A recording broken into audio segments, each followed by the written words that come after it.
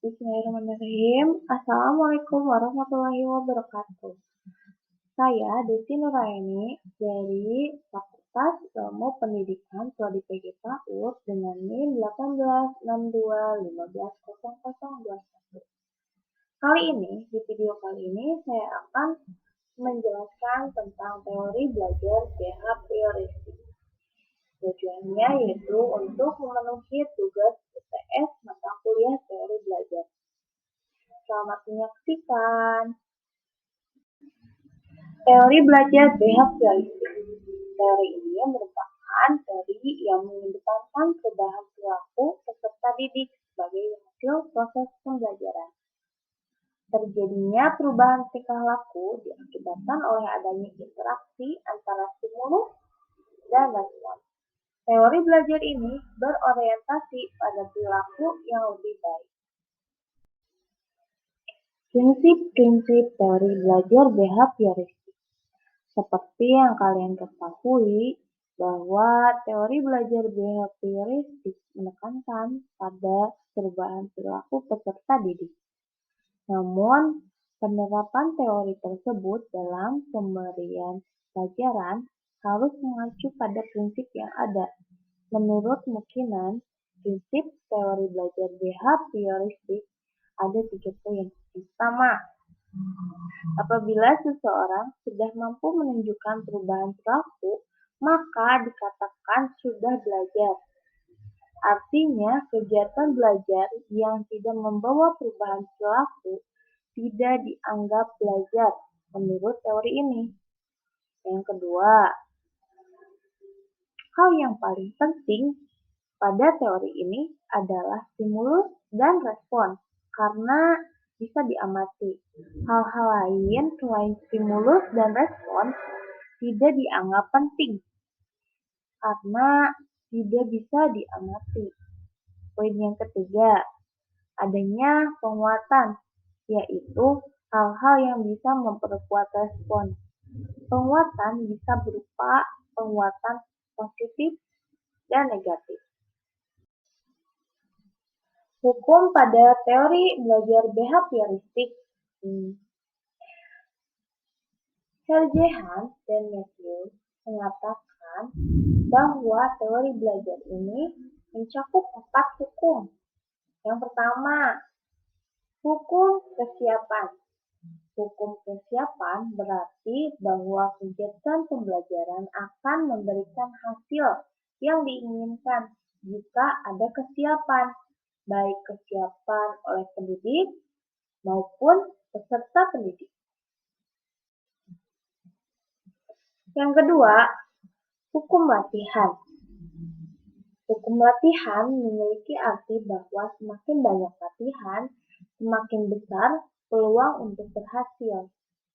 Artinya, kegiatan pembelajaran akan berhasil jika peserta didik dibiasakan untuk latihan secara kontinu dan terukur.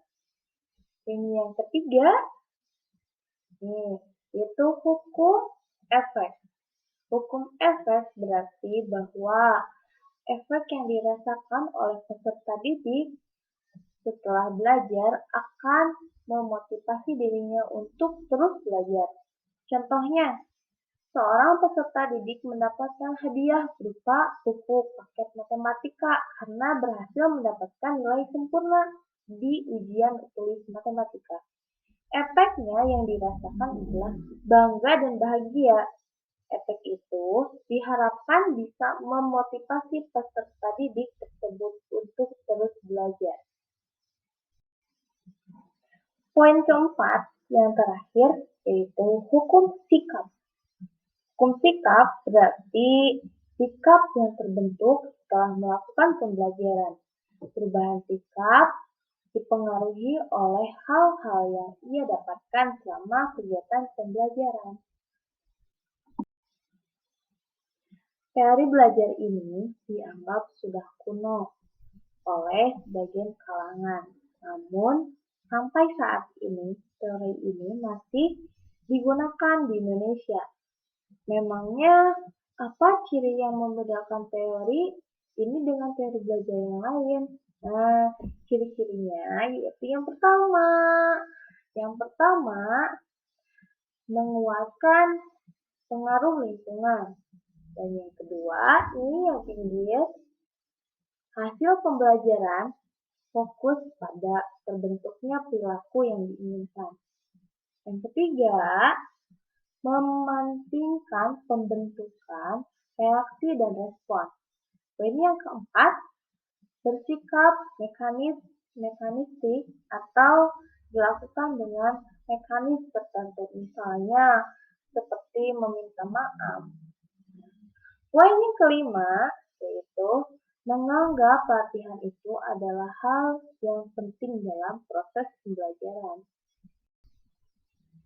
Teori belajar behavioristik ini adalah teori belajar yang umum digunakan di Indonesia. Hal itu bisa dilihat dari beberapa contoh berikut ini. Yang pertama, guru menyusun materi atau bahan ajar secara lengkap, mulai materi sederhana hingga kompleks. Kedua, selama mengajar, guru lebih banyak memberikan contoh berupa instruksi.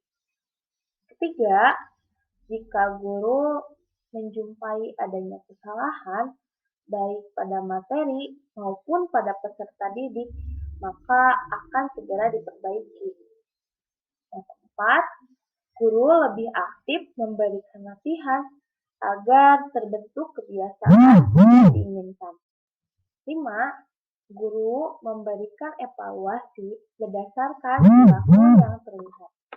6. Guru harus mampu memberikan penguatan, baik dari sisi positif dan juga negatif.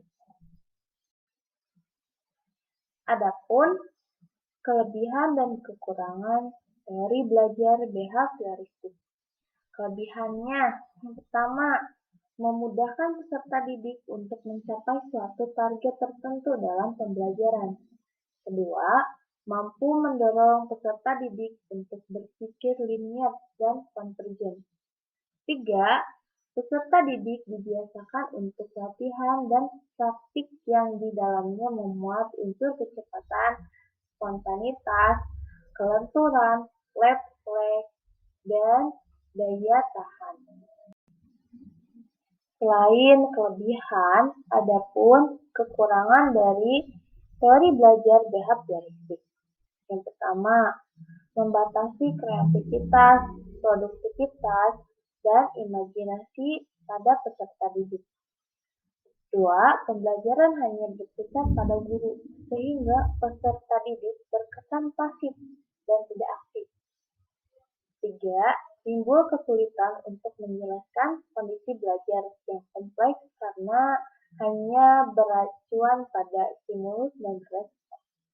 Yang keempat, berpotensi menimbulkan hukuman verbal dan fisik seperti memberi hukuman peserta didik yang melanggar aturan atau bahkan menyindir. Hukuman semacam itu justru tidak berakibat baik pada perubahan perilaku peserta didik. Nah, itu dia pemaparan teori belajar behavioristik. Sampai jumpa di lain waktu. Wassalamualaikum warahmatullahi wabarakatuh. Terima kasih.